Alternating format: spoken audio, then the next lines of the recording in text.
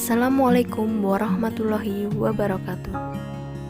Perkenankan kami dari kelompok 10 akan mempresentasikan hasil diskusi kami mengenai belajar sosial Albert Bandura tahun 1925.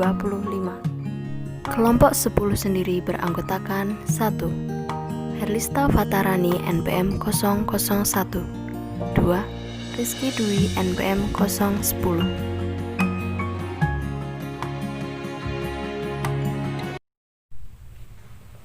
Baik, di sini saya pertama kali akan menjelaskan tentang belajar sosial Albert Bandura tahun 1925. Bagi Bandura, walaupun prinsip belajar cukup menjelaskan dan meramalkan perubahan tingkah laku, prinsip itu harus memperhatikan dua fenomena penting yang selama ini diabaikan atau ditolak oleh paradigma behaviorisme. Dua fenomena penting tersebut yaitu yang pertama, Bandura berpendapat bahwa manusia dapat berpikir dan mengatur tingkah lakunya sendiri, sehingga mereka bukan semata-mata budak yang menjadi objek pengaruh dari lingkungan. Yang kedua, Bandura menyatakan banyak aspek fungsi kepribadian melibatkan interaksi satu dengan orang yang lain. Dampaknya, teori kepribadian yang memadai harus memperhitungkan konteks sosial di mana tingkah laku itu diperoleh dan dipelihara.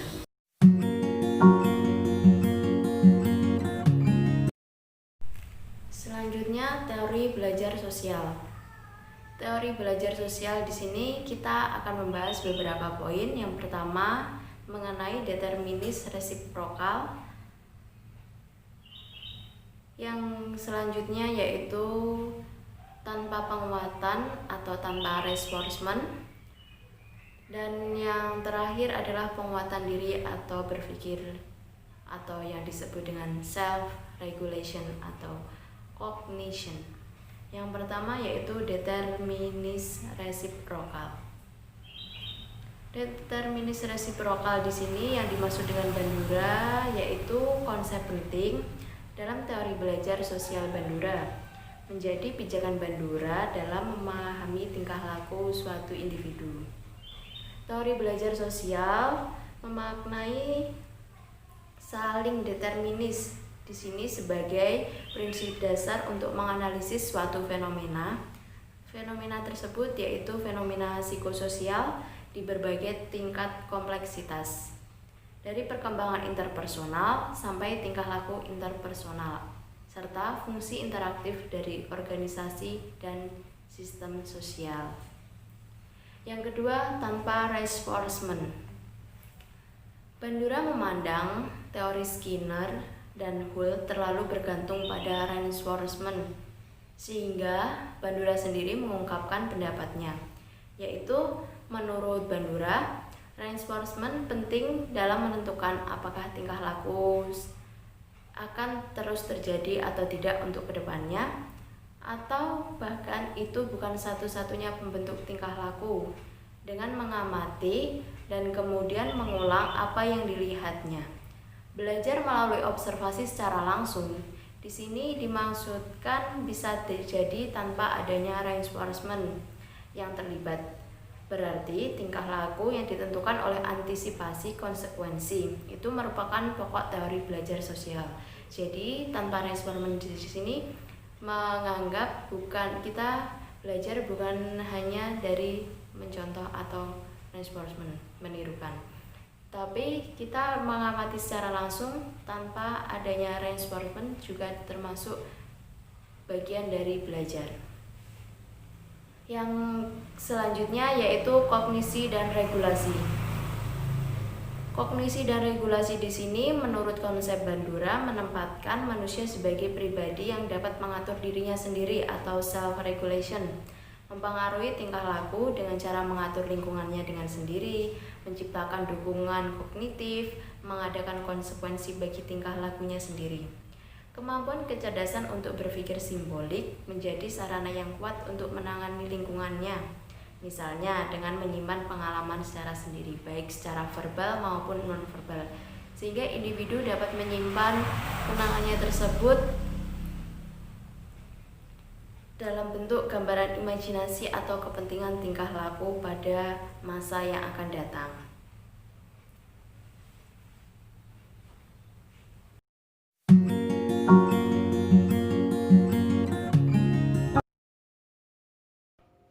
Melanjutkan presentasi dari teman saya Rizky, saya Herlista dari kelompok 10 tentang belajar sosial Arpet Bandura 1925. Saya meneruskan tentang struktur kepribadian. Di sini struktur kepribadian dibagi ada banyak hal. Yang pertama, sistem diri. Nah, sistem diri itu yaitu unsur psikis yang mengontrol tingkah laku. Jadi, tingkah laku itu dikontrol oleh sistem diri itu tersebut dan masuk ke dalam sistem self system. Fungsi-fungsi, persepsi, evaluasi, dan pengaturan tingkah laku. Pengaruh self tidak otomatis atau mengatur tingkah laku secara otonomi. Lalu yang berikutnya, regulasi diri. Manusia mempunyai kemampuan berpikir dan kemampuan untuk mereka memanipulasi lingkungan sehingga terjadi perubahan lingkungan. Jadi manusia itu bisa meregulasi dirinya dengan bentuk determinis resiprokal, berarti orang dapat mengatur sebagian dari tingkah lakunya sendiri. Jadi orang tersebut bisa melakukan apa yang ingin dia lakukan sendiri terhadap dirinya. Lalu ada usaha berdasarkan antisipasi apa saja yang dibutuhkan oleh individu itu tersebut. Ada 3 proses yang dapat dipakai untuk melakukan pengaturan diri, memanipulasi faktor eksternal, memonitor dan mengevaluasi tingkah laku internal. Lalu yang berikutnya, faktor eksternal dalam regulasi diri, yaitu mempengaruhi regulasi diri dengan 2 cara. Pertama, faktor eksternal, memberikan standar untuk mengevaluasi tingkah laku. Yang berikutnya, faktor lingkungan, berinteraksi dengan pengaruh-pengaruh pribadi. Kedua, faktor eksternal mempengaruhi regulasi diri dalam bentuk penguatan atau reinforcement. Lalu yang berikutnya, faktor internal dalam regulasi diri.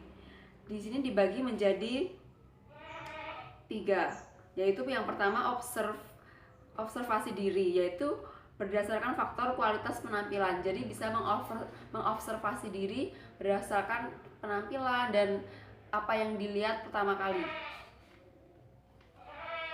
Lalu proses penilaian atau mengadili tingkah laku atau judgmental proses adalah melihat kesesuaian tingkah laku dengan standar pribadi, membandingkan tingkah laku dengan norma standar dan tingkah laku orang lain. Lalu reaksi diri atau afektif self response, akhirnya berdasarkan pengamatan dan judgment itu orang mengevaluasi diri. Jadi orang bisa mengevaluasi dirinya itu dengan pengamatan dan evaluasi positif atau negatifnya orang tersebut. Lalu yang berikut, efikasi diri atau self evaluasi. Bagaimana orang bertingkah laku dalam situasi tertentu tergantung kepada resiprokal antara lingkungan dengan kondisi kognitifnya.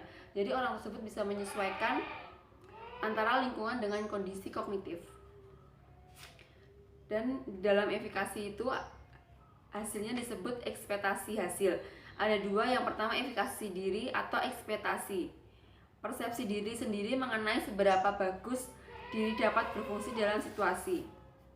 Lalu yang kedua, ekspektasi hasil adalah perkiraan atau estimasi diri bahwa lingkungan yang dilakukan diri itu akan mencapai hasil tertentu. Jadi lingkungan itu akan menghasilkan sesuatu yang bermakna. Lalu yang berikutnya, sumber efikasi diri, yaitu perubahan tingkah laku dalam sistem Bandura.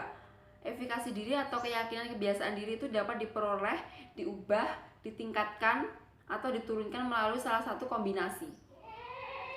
Yang berikutnya, pengalaman performansi adalah prestasi yang pernah dicapai pada masa yang telah lalu.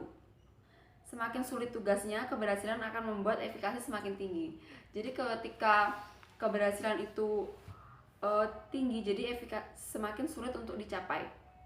Lalu yang berikutnya, pengalaman vikarius. Pengalaman vikarius ini tidak besar untuk mengamati kegagalan figur yang setara dengan dirinya. Bisa jadi orang tidak mau mengerjakan apa yang pernah gagal dikerjakan. Jadi misal orang itu sudah gagal dalam hal tertentu, dia tidak mau mencoba kembali. Lalu persuasi sosial. Efikasi diri juga dapat diperoleh, diperkuat atau dilemahkan melalui persuasi sosial. Nah, dampak dari sumber ini terbatas, tetapi pada kondisi yang tepat, persuasi dari orang lain dapat mempengaruhi efikasi diri. Jadi, dalam persuasi sosial ini bisa sangat mempengaruhi efikasi diri seseorang tersebut. Lalu yang berikutnya, keadaan emosi. Keadaan emosi yang mengikuti suatu kegiatan akan mempengaruhi efikasi di bidang kegiatan itu. Emosi yang kuat, takut, cemas dapat mengurangi efikasi diri individu tersebut.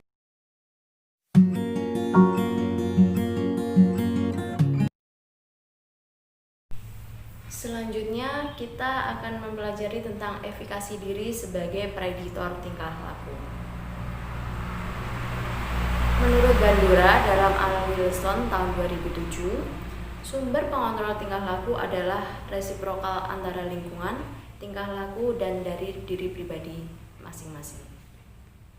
Efikasi diri merupakan variabel penting yang kalau digabung dengan tujuan-tujuan spesifik dan pemahaman mengenai prestasi akan menjadi penentu tingkah laku dari suatu individu. Tingkah laku tersebut merupakan tingkah laku yang akan dilaksanakan di masa yang akan datang. Beberapa berbeda dengan konsep diri Rogers yang bersifat kesatuan umum, efikasi diri bersifat fragmental. Setiap individu mempunyai efikasi diri yang berbeda-beda tentunya pada situasi yang berbeda juga. Ketergantungan kepada yang pertama, kemampuan yang dituntut oleh situasi yang berbeda itu. Kedua, kehadiran orang lain atau khususnya saingan dalam situasi itu. Dan yang ketiga, keadaan fisiologis dan emosional. Di sini maksudnya yaitu kelelahan, kecemasan, apatis, dan murung.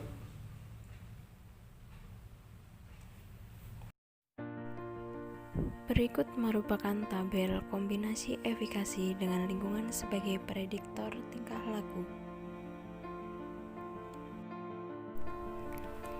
Efikasi tinggi, lingkungan responsif, prediksi hasil tingkah lakunya yaitu sukses, melaksanakan tugas yang sesuai dengan kemampuannya. Efikasi rendah, lingkungan tidak responsif, prediksi hasil tingkah laku, depresi, melihat orang lain sukses pada tugas dianggapnya sulit. Efikasi tinggi, lingkungan tidak responsif, prediksi hasil tingkah laku, berusaha keras mengubah lingkungan menjadi responsif, melakukan protes, aktivitas sosial, bahkan memaksakan perubahan. Efikasi rendah, lingkungan responsif, prediksi hasil tingkah laku, orang menjadi apatis, pasrah, merasa tidak mampu.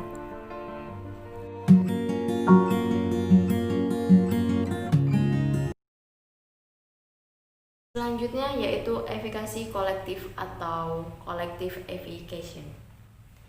Keyakinan masyarakat bahwa usaha mereka secara bersama-sama dapat menghasilkan perubahan sosial tertentu. Perubahan tersebut yang disebut dengan efikasi kolektif.